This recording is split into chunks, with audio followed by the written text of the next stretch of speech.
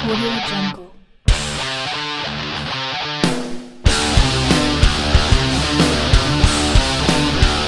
How you doing? Thanks so much for being here today. I'm Dwayne Jenkins of Dwayne's Guitar Lessons, and today I wanted to share with you a really cool experience I got. Got to see Metallica for the M72 tour, their 72 Seasons tour that they did here, came out here in Denver, Colorado. They kind of ended their North American tour out here in Denver. Did two shows. They did Friday and Sunday. I got to see the Friday show, and I want to share the experience with you a little bit. Took a few pictures, took a little bit of video. Wanted to share that experience with you. So if you want to check it out, stick around and I'll show you the Metallica concert that came through in Denver.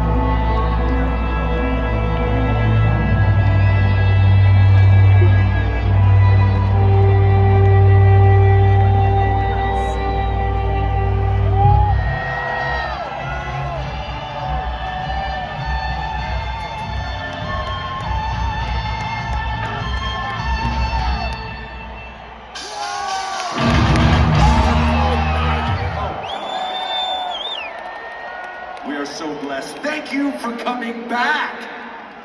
You came back. You came back to us.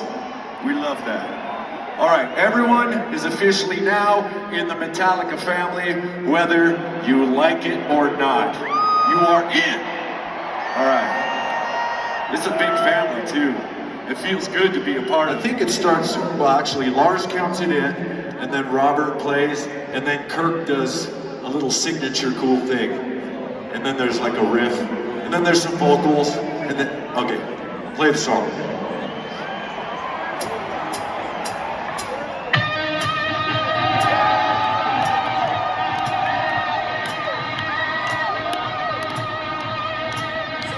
I got a few things here I want to tell you about that I found interesting. Here in Denver, they allowed 9 News to get kind of a backseated to their whole production and everything and how the whole operation works and everything, and they wrote some stuff out on their website that I liked that I wanted to share with you, see if you thought it was interesting, because I thought it was. So first of all, they played out here on Friday and Sunday, so they took a break on Saturday, played here Friday and Sunday, so they were here Friday, June 27th, and then the following Saturday is when they were in England playing for Black Sabbath's Back to the Beginning. So we got to see them right before that, which I thought was really cool. In Denver, like I stated before, Denver was the final of their North American tour. So we got to see them at the end. So it was really, really good. And I heard Sunday, although I didn't get to see Sunday, I heard that show was even better than Friday night.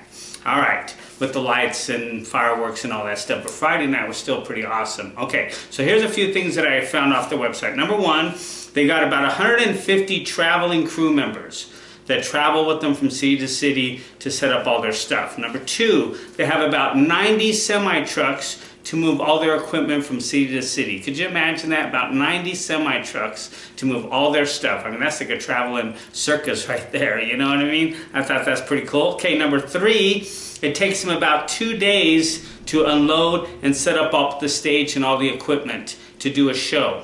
So they probably came in Thursday, set up Thursday and Friday to be ready for Friday's show, and then they ended Sunday, so they probably, you know, set out Sunday night and Monday, and then we're out probably by Tuesday, I would think, okay, if it takes them 2 days. So you figure almost like a week in a city to do a 2-day show.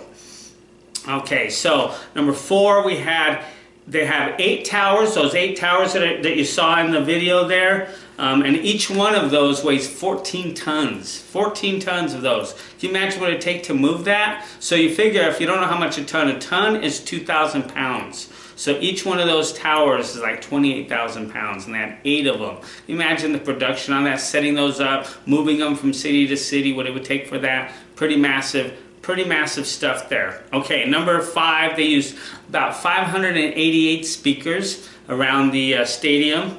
Number 6, they had 72 lights on the field, 72 lights in the towers, and then about another 650 moving lights. So that's quite a bit of production there just in lights, okay? And then number 7 said that each member had about a dozen guitars that were show ready. So that meant a dozen for James, a dozen for Kurt, and a dozen for Rob that were show ready, ready to go at any time. And then, of course, they had Lars had 6 drum sets that traveled with them from, so they could do their show. And the way they worked is they moved around the stage like in a circle. So they'd start on the south side. We were on the north side. They started on the south side, moved over to the east, and then to the north, then to the west, and moved around like that. So everybody got a chance to kind of see them up close. And then last but least, what I thought was interesting is it said they used about 4,000 to 5,000 guitar picks per show. Can you imagine that? That's a lot of guitar picks. So I'm very glad to see that. I hope you like that. Let's check out some more.